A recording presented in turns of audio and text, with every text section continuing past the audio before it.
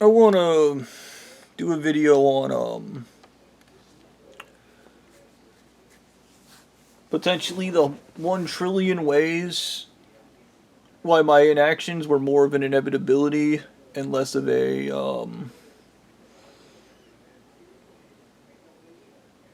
logical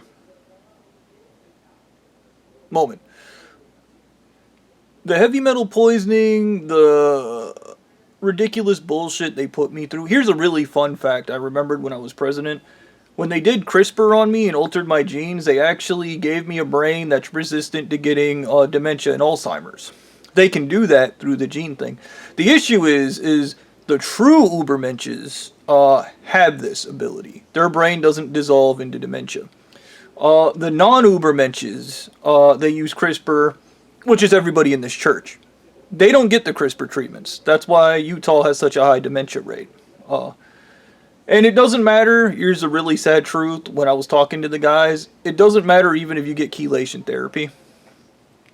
Once you're poisoned with the tetralead, they put into your brain, there's a plaque that starts to develop, and it just accumulates over time, and eventually you get dementia. That's why the FBI was going on about Havana syndrome, because it's not Havana syndrome, it's lead brain syndrome, and that was just something that the president keeps a secret. All the church leaders get the CRISPR treatments to have the special whatever gene that enables the brain to function with the tetralead. There's a combination of these things. Some random person approached me, and this kind of made me chuckle because there's a lot of everybody acts like I was never president, but whoever this guy was had a really chill demeanor about him. And he literally was like, when you were president, did they give you a blood transfusion? And I was like, what? And he's like, when you were president, did they give you a blood transfusion? And I was like, they kept me in a lab and they did a bunch of CRISPR shit to me. I was like, I was mostly unconscious during it. It was like, if they gave me a blood transfusion, I wouldn't know. And he's like, the big red bus is in the parking lot at Publix. Maybe you could go there and get your blood checked out. And he started getting weird. So I asked him to leave me alone, and then he started following me. And then I asked him if he was a member of the church, and he told me no. But he wanted to drink my blood. Because he believed that I might have the same bloodline that Stu and every other church leader has. Yeah, and he believed if he drank it, he could get it. And I told him, look, dude, if you want a damn thing from me, come back with $2,000 and a nurse that specializes in blood transfusion, and we can do a blood transfusion. But I am not going to give you my blood so you can drink it, because that would be stupid. You don't absorb blood through the stomach. The stomach breaks things down and destroys it. If you're going to get blood in your veins, you have to get it in your veins. You're not going to drink it, you idiot. Enough of that rant. I don't know who that guy was, but he was just convinced that he could get special powers from me if he got my blood. So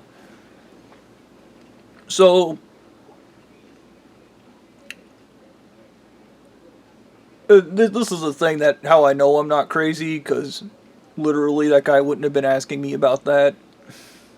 But yeah. Kevin said it. They gave me a really high ceiling, and there was a lot of really good things I could have gotten done.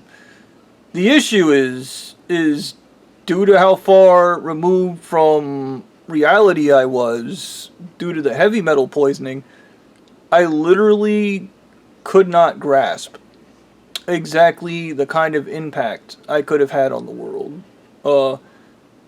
If I had just did what these people wanted me to. And I guess you could say I regret that, but on the other end, do you ever regret what other people did to you?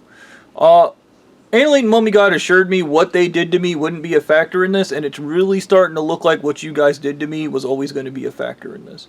Because when you care about other people, it comes from a place of emotion. It comes from a place of compassion. It comes from a place of doing the right thing is doing the right thing, altruism, and all that other shit.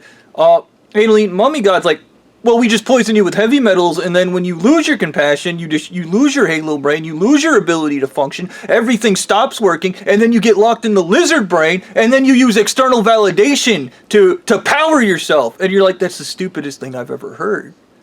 You guys just go around killing people and getting others killed because you want attention? Do you not know how much of a child you sound like right now? Like, but whatever. And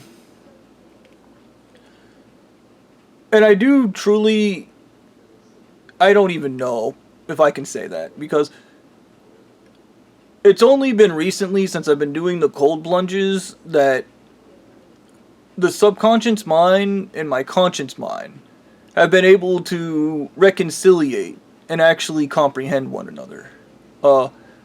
And my subconscious mind is weird because it speaks its own language that it only devolves in specific, like, absolutes and specific thoughts. In anything that's negative, it doesn't comprehend exactly what that is. It's kind of weird. It's kind of like that stupid language that these people speak, the made-up language. It's literally like the language of the subconscious mind, because there's nothing of the prefrontal cortex in it. It's the whole compassion and empathy are stupid because my lizard brain doesn't have those. And they're like, the superior brain's the lizard brain. Look how disgusting we are. And you're like, great. Yes, that's what superiority looks like, apparently. And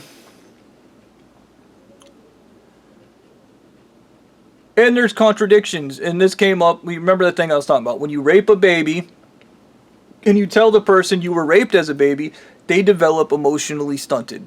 They immediately fucking repress, and especially when you're raping a baby, you got to think about this. Emotionally stunted happens that the person will regress to the age whatever trauma happened to them happened.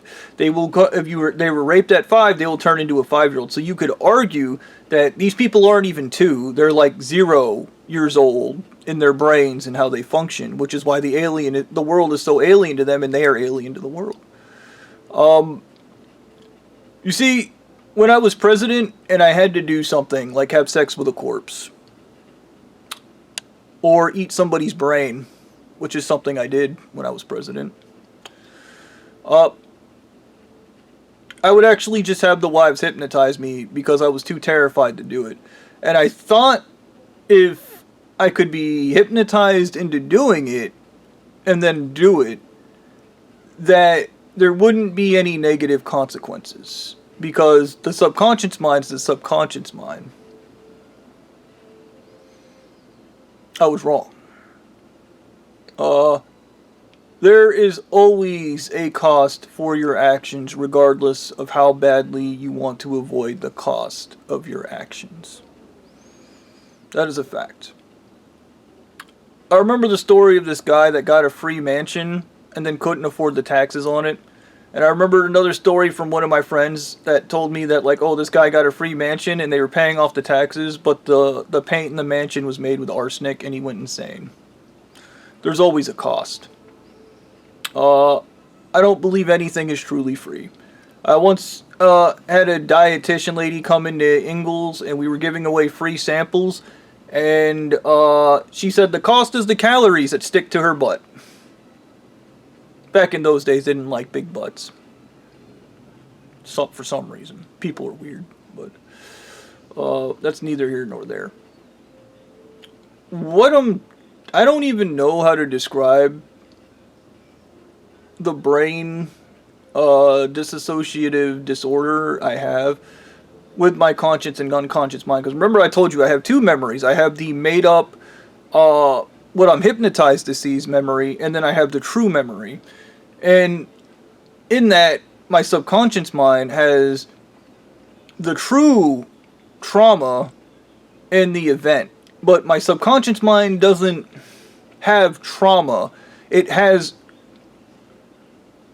like trauma but in reverse. I don't know how you explain it. I'm not afraid to dive into these things because I've always found the human mind fascinating. And this is even more fascinating because 2 parts of the human mind, your conscious and unconscious mind, understand the same event separately. And both sides seemingly can agree on exactly what the true event is, or worse, they can agree on what the true event is. It just doesn't connect properly. Once again, the lie Ain't Elite Mummy got told when he was just like, "Oh, you're gonna remember the trauma, but it's not gonna affect you." That was the biggest lie he ever told. Okay, and that was a serious lie because once again, my logic on the subject when I spoke to Blondie, this guy is gonna have borderline personality disorder and he's gonna be traumatized out of his fucking mind. I was like, the only thing you're gonna do is hurt this guy. You need to set it up so he can turn himself into the FBI. You need to set it up so he can turn himself into the FBI. I was like, there is no way in hell this guy will ever fucking function properly. And especially when Blondie told me what they did to this guy and the stuff they had him do. Like, I was just like, Jesus fucking Christ. And now you want to hurt him more and put him in prison? Are you crazy? That guy doesn't belong in prison. He belongs in a mental institution. I was like, why the fuck would you want to hurt it? And just Blondie, I hate him. It's his fault. But one of the things that kept coming up in my newsfeed, I basically have blocked all the Coral Young videos. I don't think they're necessary for me to actually fully comprehend myself. I get the concept. You hate this trait in somebody, it's because it's a trait you don't have in yourself. I'll give you an example. When I was president of these people, one of the wives had serious trouble with boundaries and telling people off, so I basically had a bunch of guys go to her and start trying to harass her until she just started yelling at people and telling them off. And then she called me and she vented to me that she felt horrible about being mean to these people because she was just such a nice woman. I don't know which wife this was, but she was a really, really nice, kind woman. And I didn't want her getting taken advantage of. And she explained to me that basically she gets taken advantage of because she's a nice person. So I basically just staged the church to help her develop strong boundaries. No, you're not gonna do that. Don't fucking touch me. Don't harass me. Get the fuck away from me. I'll call the police. Just whatever. Telling people off. And she kind of, after a while of, I guess, basically I kind of overdid it a little bit, but she basically got really comfortable with, you can leave now. Like, I don't like you. And I was really impressed with it myself, and I was really proud of myself for setting up that scenario. But here's the kicker. I'm a funny person because I base my durability on my durability, and even if somebody fucking annoys the fuck out of me and I just want to beat him to death like my dad, I've been forced to tolerate my dad's shit for so long that I tolerate intolerance. It's just how I am.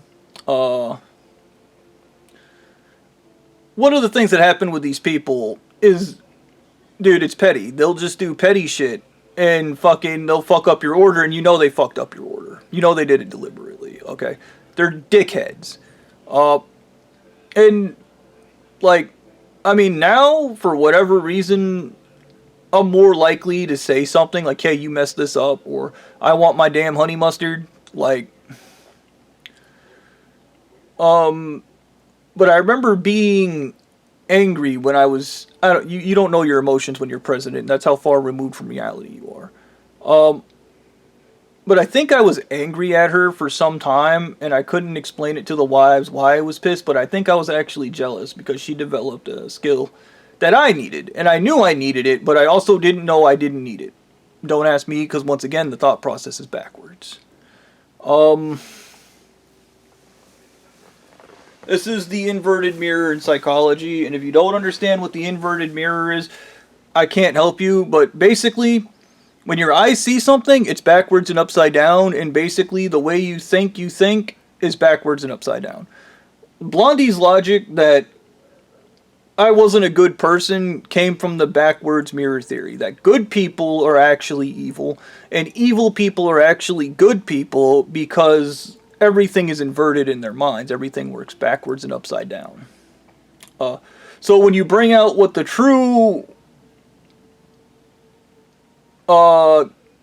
side of a good person is, it's always going to be somebody that is pissed off and hateful. And when you bring out the true version of an evil person, it's going to be a kind-hearted good person. By the backwards, upside-down mirror logic. Psychology's complicated like that.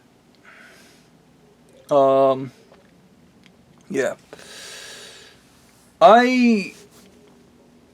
My brain is trying to reconcile induced trauma, because effectively, I believe the subconscious mind doesn't experience trauma the same way the conscious mind experiences trauma.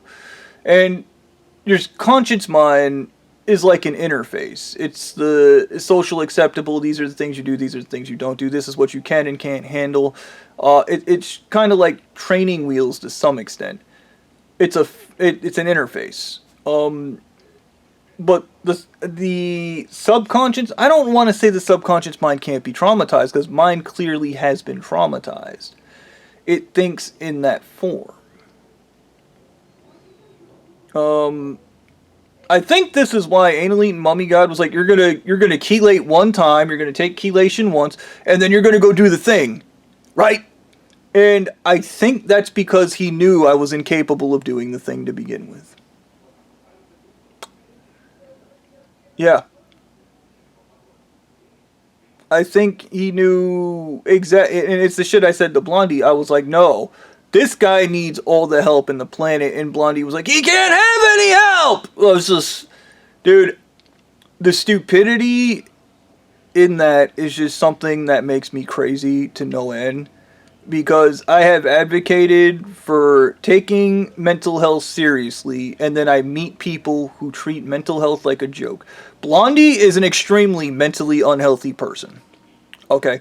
Every member of this church, for that matter, is an extremely mentally unhealthy person. That is why they need LSD. If you are a fully functioning person, you do not need to do drugs. That is a fact. It is not normal to be codependent on anything. Well, drugs in particular. And then the whole, like, that guy need, no! Just the immediate crazy that leaks out of Blondie, like, and also the irresponsibility, this is your fault. But one of the weird things about going to prison that I've learned is being in prison is all about integrity. And it's that shit Anal Eating Mummy God kept, integrity, when they don't practice integrity, because integrity means being in alignment with your morals. If you throw out your morals, like Friedrich Nietzsche, you cannot have integrity. That is a fact. And even in this church, like, dude, if it was my church and somebody was like, oh, well, you told me to go kill this woman. Okay, why isn't she dead? And you were like, it's against my morals because of integrity. I'd be like, of course it is. We'll send somebody out that doesn't have morals that'll go kill her. Thank you, Jeb. Get back in line. Like, I would be annoyed, but I would understand it comes from integrity. But this is the thing about the whole integrity thing. Blondie destroyed my brain with heavy metals, and then everybody wanted me to kill myself. Well, everybody wanted me to kill myself the entire time, and then Anal Eating Mummy God accused me of not having integrity because I refused to kill myself. And I was like, killing myself was never part of the deal to begin with. And he said it was always in the deal. As soon as you got involved with the church, we were going to kill you. And I was like, obviously not, because I'm not dead. But whatever, man. These guys' idea of integrity is convoluted and twisted and fucked up the way they're convoluted, twisted, and fucked up. But I guess, because it's a Carl Jung video, that kept repeating for the longest time. It was, where there's fear is where your growth and potential lies. And I guess the growth and potential was supposed to be me going to prison to learn integrity and the importance of integrity. I guess. I'm not 100% on that. Everything these people do is screwy and weird, and I wouldn't put it past them to just be like, we actually just want to hurt him, but we're going to disguise it as a lesson. I don't know how you reconciliate differing events in your conscious and unconscious mind, but I also can't feel my own emotions. As a result, like, I can't process anything correctly. in my head. Like, I guess this is how these idiots feel 24/7. They're just fucked up and weird, and they don't understand they're fucked up and weird, and they're like, this is normal.